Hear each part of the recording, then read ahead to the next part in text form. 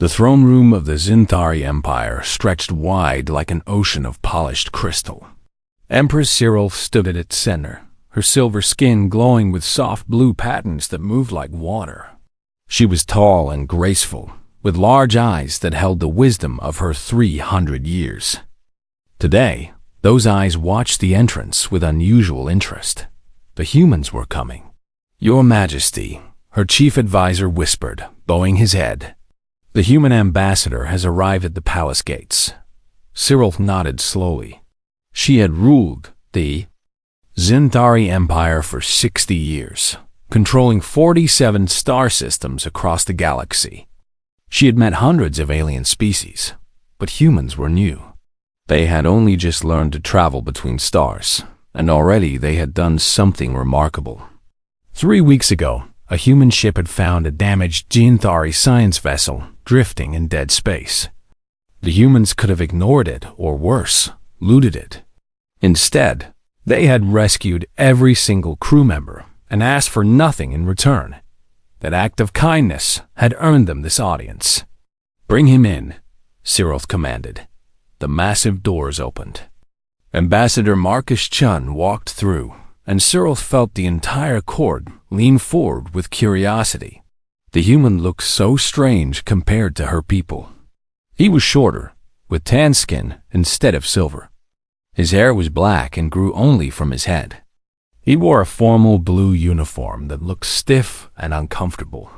Marcus walked forward and stopped at the proper distance. He bowed, just as the Zinthari had taught him.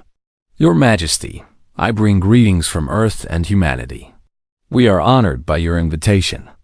His voice was rough compared to the musical tones of her people, but there was warmth in it. Cyril smiled and stepped down from her throne. Around the room, her guards tensed. The Empress rarely left her throne during formal ceremonies. "Ambassador Chun, you and your people have shown great courage and kindness," she said. "We welcome you to our empire."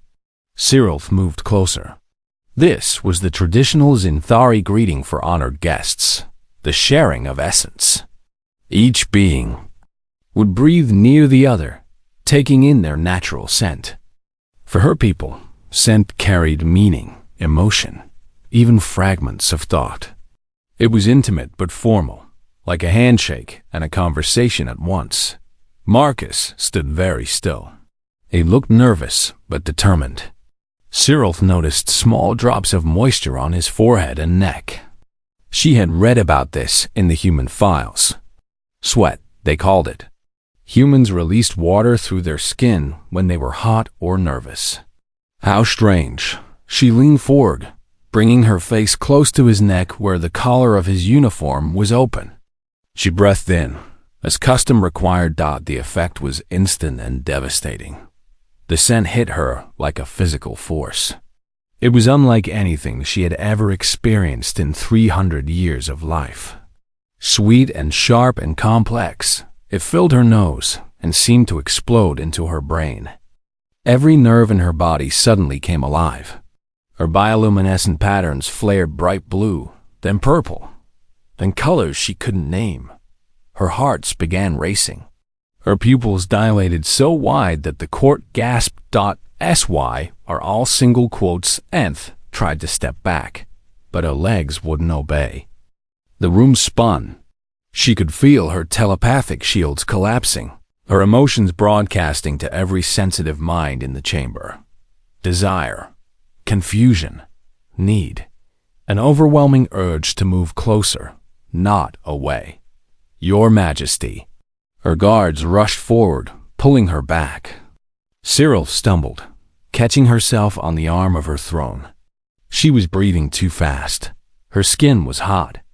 Every cell in her body screamed at her to go back to the human, to breathe in more of that incredible scent. What have you done?" she gasped. Marcus looked terrified. "I don't understand." "I didn't do anything." The throne room erupted into chaos. Guards surrounded Marcus, weapons drawn but not pointed. Advisors shouted questions. The telepathic members of the court recoiled from the waves of uncontrolled emotion pouring from their empress. General Thixron, commander of the Imperial military, strode forward. His silver skin was marked with red patterns, the color of anger and suspicion. "Seize the human. This is an attack." "No." Cyril forced the word out, though her body was shaking. She gripped the throne with both hands, fighting to stay upright. "Do not harm him." "Your Majesty, you are clearly poisoned, or—" "I said no harm." Cyril's voice cracked like thunder. For a moment, her authority cut through everything else. The guards froze. She looked at Marcus. The poor human looked absolutely terrified, and she couldn't blame him. He had come in peace, and now was surrounded by armed aliens, while their Empress seemed to be having some kind of attack. "Ambassador Chun," she managed, her voice shaking. "Did you bring any substances with you? Any chemicals or medicines?" "No, Your Majesty. Nothing, I swear." Marcus held up his empty hands. "I don't know what's happening." Cyril believed him. She could sense his genuine confusion and fear. Whatever this was, it wasn't intentional. But that didn't make it any less powerful. Even now, with several meters between them, she could still smell traces of his scent. Her body ached to move closer.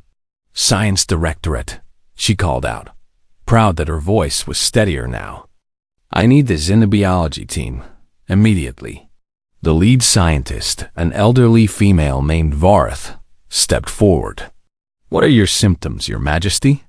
"Elevated heart rate, pupil dilation, loss of motor control, telepathic shield failure, and—" Cyril swallowed hard, hating to admit this in front of her entire court. An overwhelming compulsion to approach the human. Vareth's eyes widened with understanding. "The scent?" "Yes." The scientist's patterns flickered with concern. "I will need samples from both of you, and we must analyze what compounds—" "Do it," Cyril interrupted. She turned to General Thixron. "Quarantine the ambassador. Comfortable rooms, full amenities, but sealed. No contact with others in Thari until we understand this." "Your Majesty," Marcus said quickly, "if I've done something wrong, if I'm dangerous to your people, just send me back to my ship. I'll leave immediately." Cyril looked at him. Beneath her racing hearts and confused senses, she felt a spark of respect. The human was offering to leave, possibly ending any chance of alliance, to protect her people.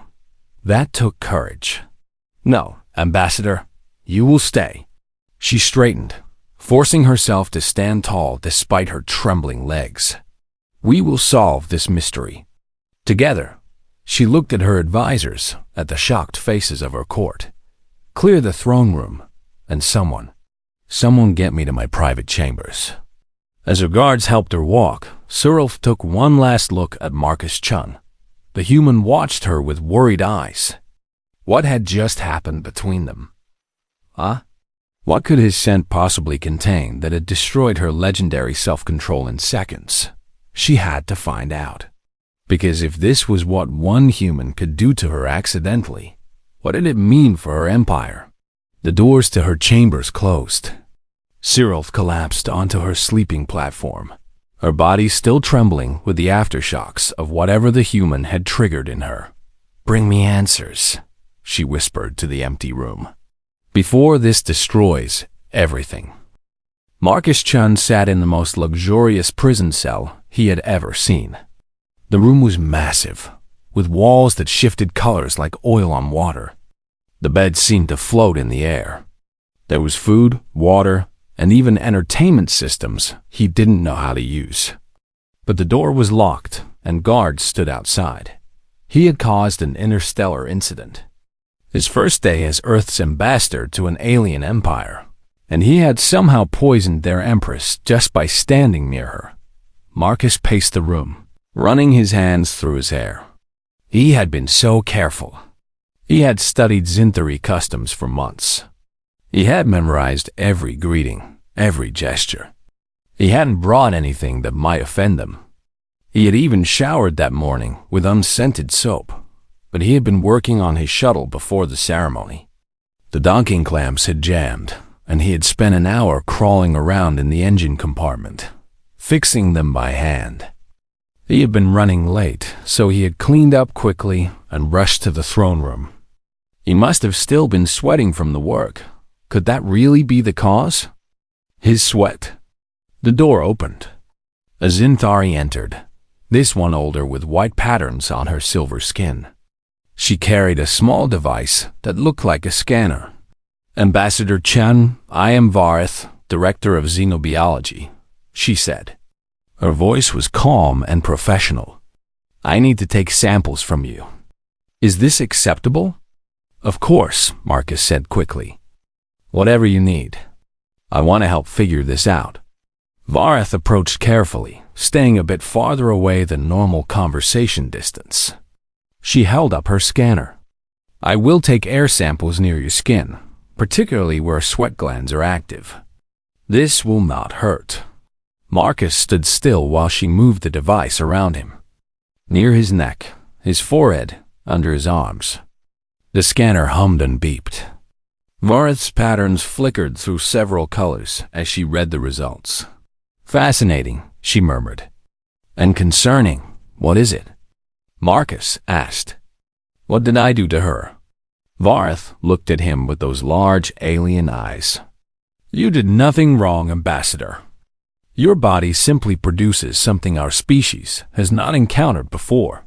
Over the next few hours, Marcus learned more about Zinthari biology than he had ever expected. Vareth explained that her people were highly sensitive to chemical signals. Their ancient ancestors had used pheromones to communicate and bond. Evolution had changed them, made them telepathic instead. But the old biological pathways were still there. Deep in their brains, human sweat, it turned out, contained compounds that accidentally triggered those ancient pathways. "Your eccrine sweat glands produce a complex mixture," Vareth explained, showing him diagrams he barely understood. "Amino acids, lipids, pheromones, and several lactones we have never seen in nature. Together, they create a chemical signal that tells a Zinthari brain something very specific." "What does it tell them?" Marcus asked, dreading the answer. "That you are a perfect genetic mate." Marcus felt his stomach drop. "Oh no. It is not real, of course," Vareth continued. "Your biology and ours cannot actually combine. But the ancient part of our brain does not know this. It only knows that it has detected the most desirable partner it can imagine. The response is powerful." "What kind of response?" "Euphoria, heightened senses, increased heart rate and blood pressure, release of bonding hormones, weakening of mental shields and social inhibitions, and most significantly, an overwhelming urge to remain close to the source of the scent." Marcus sat down heavily on the floating bed. "So I'm like a drug to your people. That is not an inaccurate comparison. Can it be fixed? Can you cure it?" Vareth's patterns shifted to a thoughtful blue. "We are researching solutions. The good news is that repeated exposure seems to build tolerance. The response becomes less intense over time as the brain learns to compensate. But the first exposure is always the strongest." Marcus thought about the Empress, collapsing in front of her entire court. The embarrassment she must feel. The political damage this could cause. "How is she?" he asked quietly. "The Empress?" Vareth hesitated. "She is managing. Her Majesty is remarkably strong-willed. But she has not left her private chambers since the incident. The effect is still active, even hours later." The door opened again. A guard entered, his patterns dark with suspicion. "The Senate has been called into emergency session. They are debating what to do about the human threat." "I am not a threat," Marcus protested. "That is not for you to decide," the guard said coldly. Vareth dismissed him with a gesture. When they were alone again, she spoke softly. "There is more you should know, Ambassador. General Thixron is using this incident to push for aggressive action. He argues that humanity is too dangerous to allow into the galactic community. He wants your species quarantined, possibly indefinitely. But it was an accident. Accidents can still be dangerous, Vareth said. And there are those who fear what would happen if humans spread throughout the galaxy. One human affected our Empress. What if millions of humans arrived in our worlds? Our society could collapse. Marcus felt cold. He had come here to build a bridge between species. Instead, he might have doomed humanity to isolation. What can I do? He asked. For now? Nothing. Stay here. Let us work. Vareth moved toward the door, then paused. Ambassador Chan, for what it is worth, I believe you. I know this was not intentional, and I will make sure the Empress knows everything we discover. When she left, Marcus was alone again with his thoughts. He looked out the window at the alien city below, all crystal spires and floating platforms. Somewhere in this palace, an Empress was suffering because of him. Somewhere, politicians were debating whether his entire species should be cut off from the stars. All because he had been sweating. 3 days passed. Marcus was kept informed of the scientific progress. The research team confirmed that the effect was real, powerful, and affected all Zinthari to some degree. Some were more sensitive than others, but none were completely immune. The effect was weaker on other species that were distantly related to the Zinthari, and completely absent in everyone else. They tried to synthesize the compounds artificially, hoping to create a treatment or antidote. It didn't work. Something about the natural biological process was essential. The artificial versions did nothing. The political situation grew worse. General Thixron gained support in the Senate. He gave speeches about protecting the Empire from biological threats.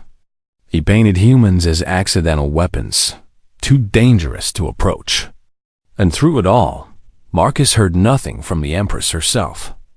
On the 4th day, guards came to his room. The Empress has requested your presence. Marcus's heart pounded as they led him through the palace corridors. They brought him to a large meeting room with a table and chairs at both ends. The room was clearly designed to keep people far apart. Empress Cyril entered from the opposite door. She looked tired. Her usual glowing patterns were dim, but she stood straight and proud, every inch the ruler of an empire. Ambassador Chan, she said. Her voice was steady but strained. Your Majesty, Marcus replied. I am so sorry for... Stop. She held up a hand. I have heard your apologies through my advisors. I know this was not intentional. I know you did not come here to harm me, but I did harm you. You surprised me, she corrected. There is a difference. They stood at opposite ends of the room, looking at each other across the distance. Marcus could see her breathing carefully, deliberately. She was fighting the effect even now. I have read all of Vareth S. reports, Cyril continued. I understand what happened. And I need you to understand something, Ambassador. This situation is bigger than you or me. The Senate is debating the future of human-Zinthari relations. General Thixron wants to use this incident as proof that your species is too dangerous. What do you want? Marcus asked. I want the truth, Cyril said. I want to understand this fully before I make a decision that will affect billions of people. Your people and mine. Even if it means being exposed to me again. Especially then. Her patterns flickered with determination. If I cannot face this challenge, how can I expect my empire to do so? If I let fear control my decisions, what kind of ruler am I? Marcus felt a surge of respect for this alien Empress. She was struggling with something that had destroyed her composure completely just days ago. And yet, here she stood, ready to face it again for the sake of her people. I will do whatever you need, Your Majesty, he said. Cyril nodded slowly. Then her expression changed, became more serious. "There is something else you should know, Ambassador. General Thix-Ron is not just making speeches. My intelligence network suggests he is planning something more direct." "What do you mean?" "I mean," the Empress said quietly, "that he may try to remove me from power. And if he succeeds, your species will be declared an enemy of the Empire." The weight of those words hung in the air between them. Marcus realized that the stakes were even higher than he had thought. This wasn't just about an embarrassing incident. This was about war or peace, isolation or alliance for all of humanity. "Then we need to stop him," Marcus said. Cyril's patterns flickered with something that might have been a smile. "We? You consider this your fight too?" "Your Majesty, I may have caused this mess, but I'm not going to run away from it. My people don't abandon their friends." "Friends," Cyril repeated softly. "Is that what we are, Ambassador?" Marcus met her eyes across the long room. "I hope we can be, Your Majesty. I really do." For a moment, something passed between them. Understanding, perhaps, or the beginning of trust. Then Cyril straightened her shoulders. "Then we have work to do," she said, "and not much time to do it." The Empress had a plan, and it required something Marcus found both brave and terrifying. She would expose herself to his presence repeatedly, building up tolerance to the effect. It was the only way to prove she could rule objectively, and it was the only way to truly understand what humanity represented. They met every day in the same large meeting room. At first, they stayed at opposite ends, speaking across the distance about politics and science. Cyril asked questions about Earth, about human culture, about how his people had developed space travel. Marcus answered as best he could, watching her carefully for signs of distress. On the third session, she moved 5 steps closer. Marcus saw her patterns flicker as she caught his scent more strongly, but she kept talking as if nothing had changed. They discussed human history, the wars and peace, the struggles and triumphs. She seemed fascinated by how much conflict his people had survived. "Your species fights itself constantly," she observed. "Yet you also saved our science vessel without hesitation. How do you reconcile this?" Marcus thought about it. "We're complicated, Your Majesty. We can be violent and kind, selfish and generous, all at the same time. I think we're still learning how to be better." "Still learning," she repeated. "We Jinthari consider ourselves evolved beyond such contradictions." Perhaps that is arrogance. Each day, she came a little closer. By the end of the first week, they could sit at the same table, only a few meters apart. Cyril's reactions became less intense. Her patterns still shifted when she breathed in his scent, but she no longer looked like she might collapse. The tolerance was working, but something else was happening too. They were becoming friends. Marcus learned that Cyril had ruled for 60 years, but had been lonely for most of them. As Empress, she could never show weakness, never admit fear or doubt. Everyone around her saw the crown, not the person. She had advisors but no confidence, subjects but no equals. "Sometimes I envy simpler lives," she admitted one day. "A merchant, a scientist, even a soldier. They can fail without destroying millions of lives. They can show emotion without it becoming a political scandal. They can be themselves." Marcus understood. "On Earth, we have a saying, 'Heavy is the head that wears the crown.' Leadership is isolating." Exactly. Her patterns glowed with a soft warmth. "You understand." Marcus told her about his own isolation. He had no family, few close friends. He had been chosen for this mission partly because he was expendable. If first contact went wrong, if he died or was captured, Earth wouldn't lose anyone important. "That is a terrible reason to choose an ambassador," Sirov said, her patterns turning angry red. "Maybe," Marcus agreed. "But it's honest. I knew what I was signing up for. And yet you came anyway, knowing you were considered expendable. She looked at him with those large alien eyes. That takes courage, Ambassador Chun. Marcus, he said. If we're friends, you should call me Marcus. Cyril's patterns flickered through several colors. Marcus, she said, testing the name. Very well. And when we are alone, you may call me Cyril.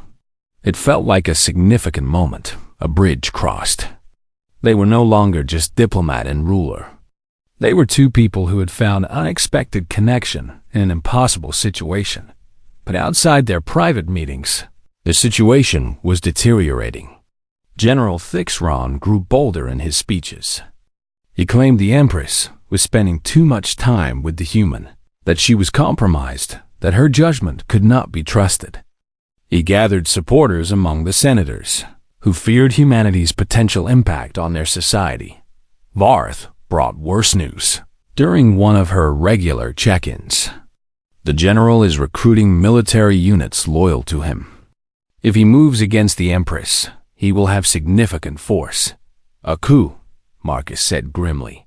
We do not use that word lightly in the Empire, Varth replied. But yes, that is what we fear. Marcus looked at Cyril. You need to act first. Arrest him before he can move. On what charges? Cyril asked. Giving speeches? Gathering political support? Those are not crimes. If I arrest him without proof of actual treason, I prove his point that I'm acting irrationally.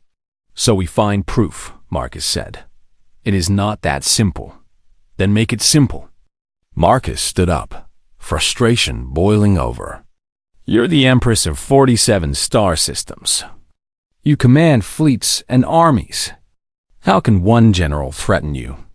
Cyril's patterns flashed with anger. Because I rule by consent, not force.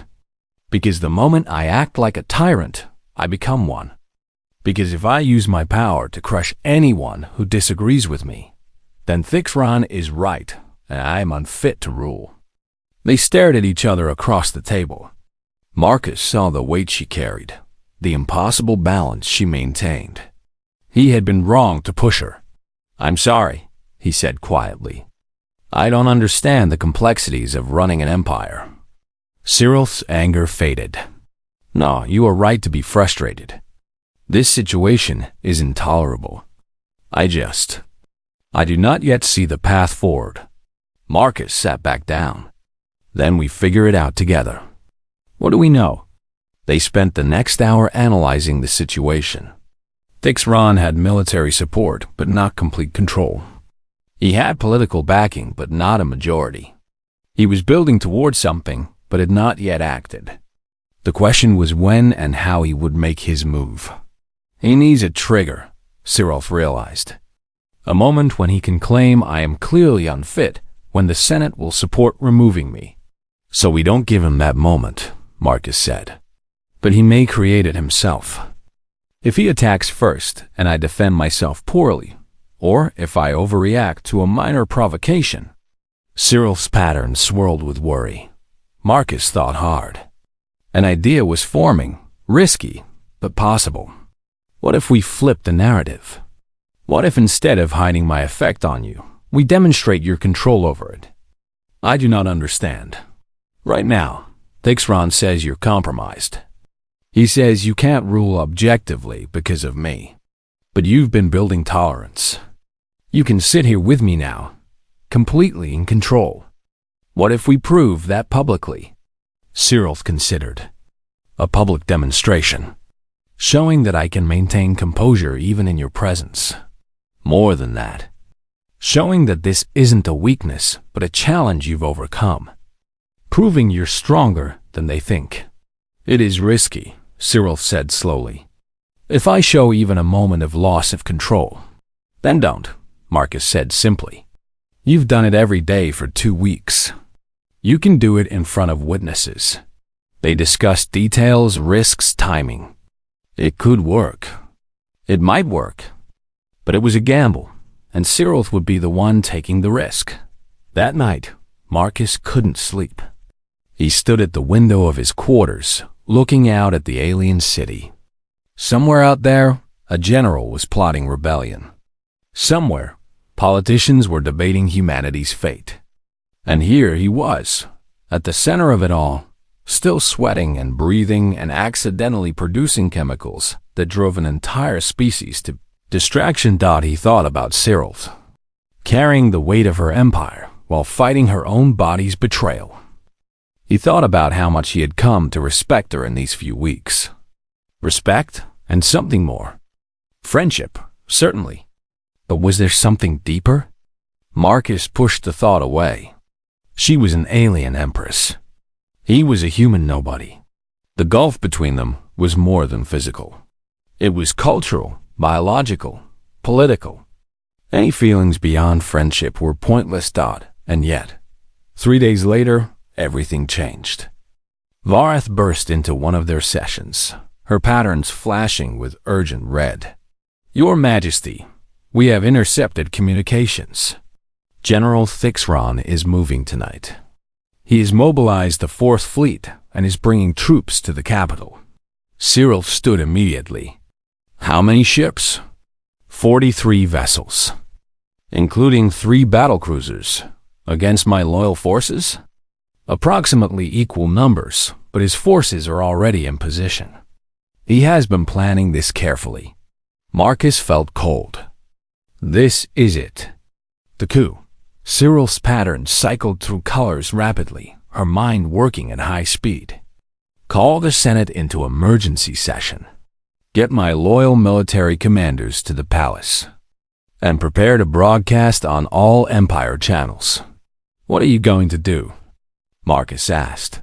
She looked at him, her patterns settling into determined blue. What we discussed. A public demonstration. But not just to the court this time. To the entire empire. Is that wise? If it goes wrong, I lose anyway, Cyril said. Thixron is moving because he thinks I am weak. So I will prove I am strong. With you beside me. Your Majesty, I will help however I can, but no more, Your Majesty, Cyril interrupted. Tonight you are not the ambassador, and I am not the Empress. Tonight, we are 2 people fighting for something that matters. Together. Marcus met her eyes. Together, he agreed. As they rushed to prepare, Marcus felt the weight of what was coming. Everything would be decided in the next few hours. The future of human-alien relations, the stability of the empire, perhaps even lives. All balanced on whether one empress could stand next to one human and prove she was still in control. No pressure. Marcus thought grimly. The stage was set. General Thixron's ships approached the capital. The Senate gathered. And across the empire, billions of Zinthari turned their attention to the palace, waiting to see what their empress would do. Sy or owl single quotes and stood in the broadcast chamber, her patterns glowing bright and strong. Marcus stood a few steps behind her, visible to every camera. Citizens of the Empire, she began, her voice carrying across star systems. Tonight, I will tell you the truth. And the galaxy held its breath. The broadcast went live across every world in the Empire. In homes and public squares, on ships and space stations, billions of Zinthari watched their Empress stand before the cameras with a human at her side. 3 weeks ago, I met Ambassador Marcus Chun of Earth for the first time, Cyril said, her voice calm and clear. What happened during that meeting has been the subject of much speculation and concern. Tonight, I will tell you exactly what occurred. She explained it all. The biological reaction, the compounds in human sweat, the ancient pathways in Zinthari brains. She did not hide her loss of control or minimize the effect. Instead, she described it with scientific precision, making it a fact to be understood, not a scandal to be whispered about. Yes, she said, looking directly into the main camera, humans affect our biology in unprecedented ways. And yes, I felt it. I feel it even now, standing this close to Ambassador Chun. Marcus saw her patterns flicker slightly, a brief shift from blue to purple. She was not lying. The effect was still there. But I am not controlled by it, Cyril continued. I have spent the past 2 weeks building tolerance, learning to manage the response. More importantly, I have spent that time learning about humanity. And what I have discovered is more important than any biological reaction. She stepped aside, gesturing to Marcus. Ambassador Chun, please step forward. Marcus moved to her side, acutely aware that trillions of eyes were watching. His heart pounded. He was sweating again, which under the circumstances was both ironic and unhelpful. Ambassador Chun knew that his presence affected me, Cyril said. He offered to leave, to return to Earth and never come back, if it would protect my people from harm. He offered to sacrifice the alliance his species had hoped for, to take the blame for something that was not his fault. She paused, her patterns glowing bright. That is the measure of human character I have witnessed. On the edges of the broadcast chamber, Marcus saw her advisors watching nervously. Guards stood ready. Somewhere above the planet, General Thix-Ron's fleet was approaching. General Thix-Ron has argued that I am compromised, Cyril continued. That I cannot rule objectively. He is using this biological fact as a reason to remove me from power. She moved closer to Marcus, close enough that everyone watching could see her breathing in his scent. Her patterns shifted, flowing through colors, but her voice never wavered. So let me be perfectly clear. Yes, this human's biology affects mine. Yes, it creates sensations and urges I must actively resist. And yes, I am still completely capable of ruling this empire. She turned to face the camera again, standing shoulder to shoulder with Marcus. True strength is not the absence of challenges. It is the ability to overcome them. I have overcome this challenge. And if General Thix-Ron thinks that makes me weak, let him look at what I have accomplished in the past 2 weeks while dealing with this. The images changed. Cyril had prepared well. Screens showed her conducting Senate meetings, making military decisions, signing treaties, all while managing the biological effect. The message was clear. She had been functioning perfectly despite the challenge. So to those of you who support General Thix-Ron's coup, Cyril said, and Marcus heard gasps from the advisors. She had said the word. She had called it what it was. I ask you to consider this. What does it say about leadership? Is a leader stronger for facing no challenges or for facing them and prevailing? Is a leader better for hiding from difficult truths or confronting them openly? She held up a hand, her patterns blazing with authority. I am your Empress. I have ruled fairly for 60 years, and I will not be removed because I dared to meet an unknown species with an open mind instead of closed borders. The broadcast ended. The chamber erupted into activity. Advisors surrounded Cyril, all talking at once. Marcus was pulled aside by guards, though they seemed uncertain whether to protect him or arrest him. Through the chaos, Marcus heard a voice he had come to dread. General Thix-Ron appeared on every screen in the chamber, broadcasting from his flagship. A pretty speech, the general said, his patterns dark red with anger. But words do not change biology. The Empress is compromised. For the good of the Empire, I am assuming command. You have no authority, one of the advisors shouted at the screen. I have 43 ships and the support of half the Senate, Thix-Ron replied. I have sufficient authority. Your Majesty, he said mockingly, you have 1 hour to abdicate peacefully and condemn humanity as a biological threat. If you do not, I will fire on the palace. The screen went dark. The room fell silent. Marcus felt sick. This was his fault. If he had never come here, if he had just stayed on Earth? Don't, Cyril said softly. She had moved to his side. Don't blame yourself. This was always coming. Thixron has wanted power for years. We just gave him an excuse. But now he's going to attack you. People are going to die. Perhaps. Cyril looked tired but unbroken. Unless we can find another way. Marcus's mind raced. There had to be something, some option they had not considered. What if I confess? He said suddenly. What if I go on broadcast and say I did this intentionally? That it was biological warfare? Then you're a victim, not compromised. You can condemn me, execute me if you need to. And Thixron loses his excuse. Every head in the room turned to stare at him. Cyril's patterns flared with shock and something else. Anger, maybe. Or hurt. Absolutely not, she said. But it would work. You could. I said no. Cyril's voice cracked like thunder. I will not save my throne with a lie that condemns your entire species. I will not let an innocent person die to make politics easier. Then what do we do? Marcus demanded. We have less than an hour.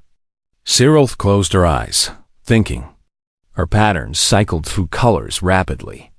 When she opened her eyes again, they were clear and determined. We tell the truth, she said. Not just to the Empire. To his fleet. To his soldiers. We make them understand what they are really doing. She turned to her communications officer. Get me a channel to every ship in Thixron's fleet. Directly to the ships, not through his command. Your Majesty, that is highly irregular. Do it. Within minutes, they had the channel open. Cyril stood before the cameras again, but this time she spoke directly to the soldiers on Thixron's ships. I am Empress Cyril, she began. Many of you have served under my command. Some of you have received medals from my hand. All of you swore an oath to protect the Empire. I am asking you now, what are you protecting? She gestured to the palace around her. In this building are civilians, advisors, scientists, guards who are loyal to their oaths. And yes, one human ambassador who came in peace and has been nothing but honest and helpful. General Thixron has ordered you to fire on us. But why? Her patterns glowed with intensity. Because he is afraid. He is afraid of change. Afraid of the unknown. Afraid that humanity might be different from what we expect. So he wants to destroy them before we even try to understand them. Is that the empire you want? One that answers fear with violence? One that turns away potential allies because they are inconvenient? Marcus watched the screen showing Thixron's ships. They were still approaching, but some seemed to be slowing. You all know me, Cyril continued. You know I am not weak. You know I do not make decisions lightly. And I am telling you that this human, this species, deserves a chance. They rescued our people when they could have ignored them. They offered friendship when they could have demanded tribute. And when I struggled with their unintended effect on me, they offered to sacrifice everything to protect us. She paused, letting her words sink in. Is that the behavior of an enemy? Or of the ally we need? On the tactical display, Marcus saw more ships slowing. Some were breaking formation. Make your choice, Cyril said. Follow a general who lets fear control his actions, who would rather destroy than understand.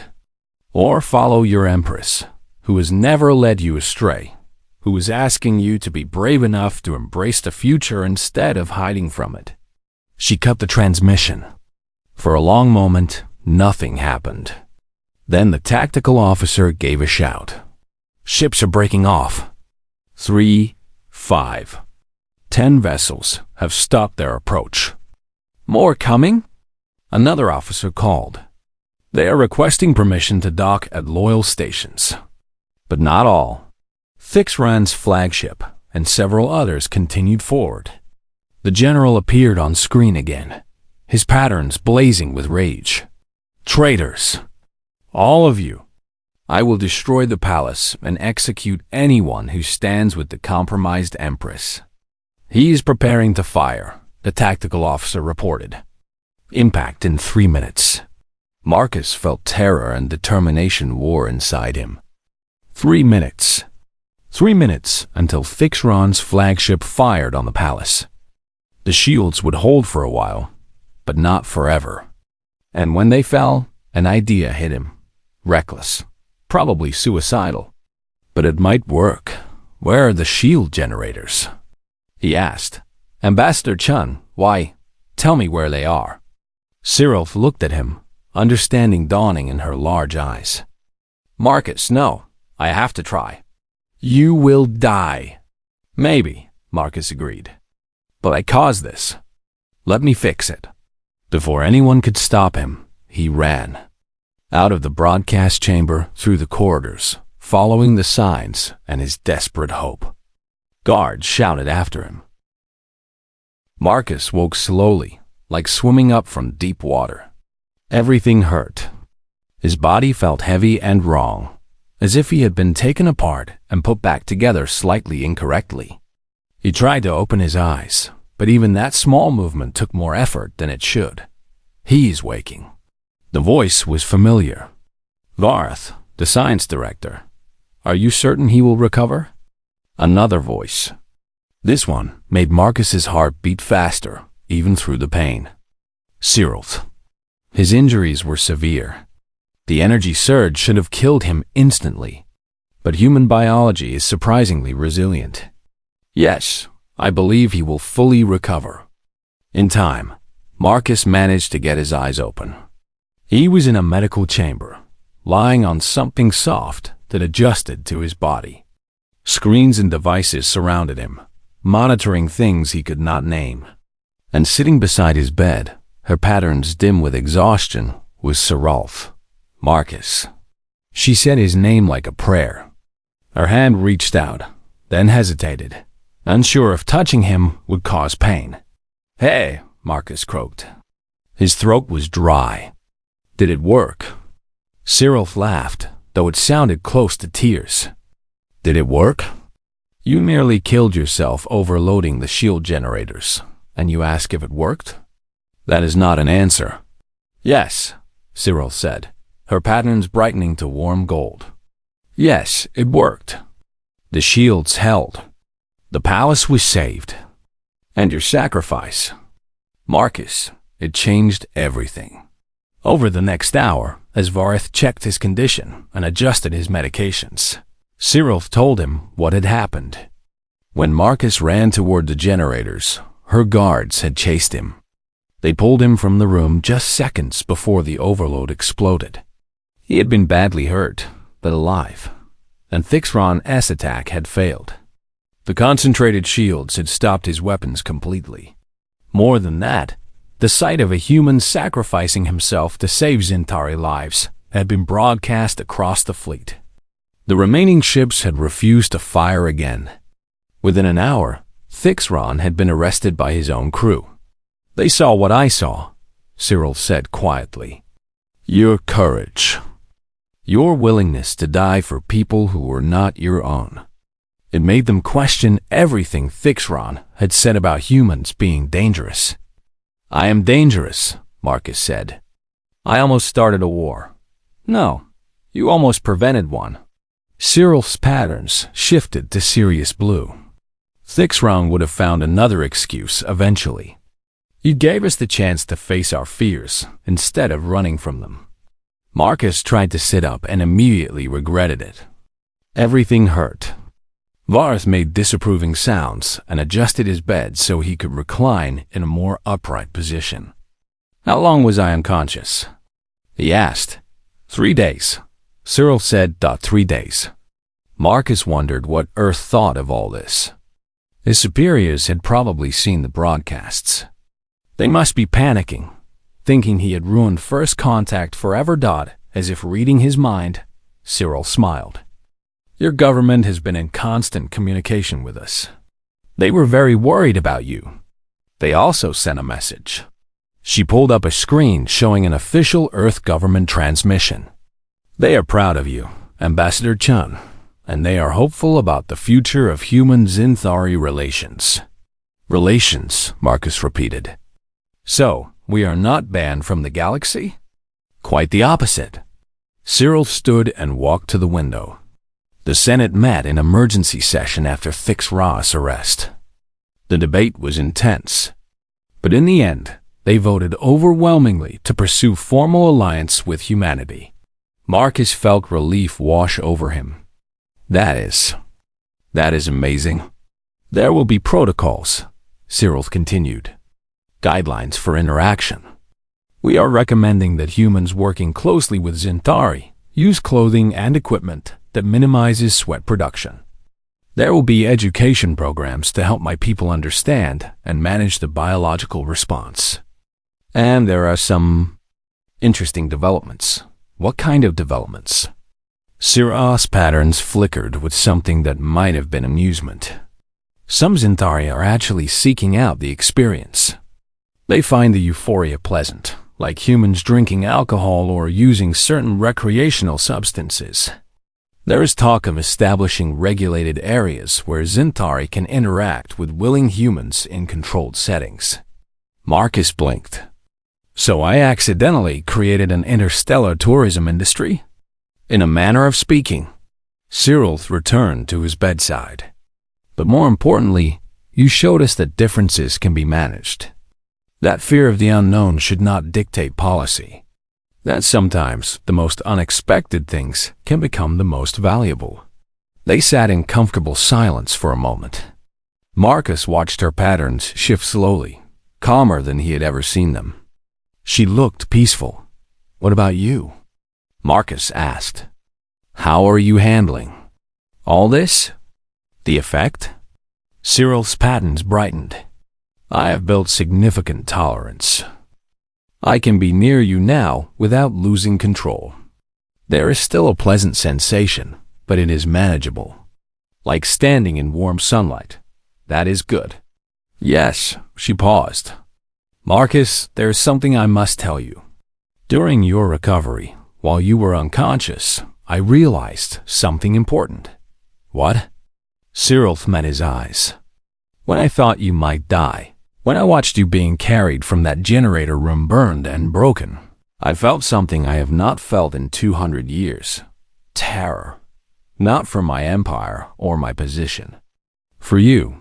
For the person I had come to care about deeply. Marcus's heart rate increased. The monitors beeped in response, making Vareth look up from her work across the room with interest. Cyril, Marcus said carefully. Are you saying? I'm saying that what started as biology has become something more, Cyril said. I am saying that I value your friendship more than almost anything in my life. And I am saying that I want you to stay. Not as a prisoner or even just as ambassador. As a partner. Partner, Marcus repeated, his mind spinning. You mean like a political alliance? I mean like someone I trust completely. Someone I want at my side as we build this new future between our peoples. Her patterns glowed soft purple. The color Marcus had learned meant vulnerability. Is that something you would want? Marcus thought about it. About Earth, so far away. About the role he had expected to play, and the reality of what had happened. About this remarkable alien Empress who had shown more courage and wisdom than anyone he had ever met. Yes, he said simply. Yes, I would want that very much. Cyril's patterns exploded into brilliant gold, brighter than Marcus had ever seen. She reached out and took his hand carefully, mindful of his injuries. Her skin was cool and smooth against his. Then it is decided, she said. Welcome to your new life, Marcus Chun. The weeks that followed were busy with recovery and rebuilding. Marcus healed slowly under Vareth's care. General Thixron was tried and exiled to a remote world, his political career destroyed. The Senate formalized the alliance with Earth, and human ships began arriving to establish diplomatic relations. Marcus watched from the palace as Earth's official delegation arrived. Admiral Sarah Jennings led the group, and she looked both impressed and confused by the circumstances she had inherited. "Ambassador Chun," she said during their first meeting, "you were supposed to establish basic diplomatic contact. Instead, you nearly started and then prevented a civil war, created an entirely new field of xenobiology, and somehow became a trusted advisor to an alien empress.